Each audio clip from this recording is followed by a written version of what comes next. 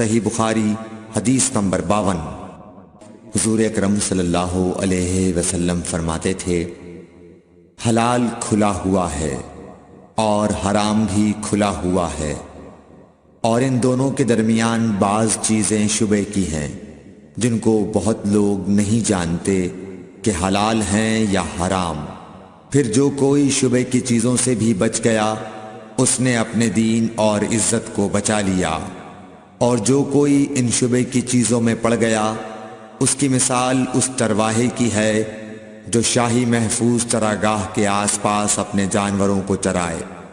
وہ قریب ہے کہ کبھی اس چراگاہ کے اندر گھس جائے اور شاہی مجرم قرار پائے۔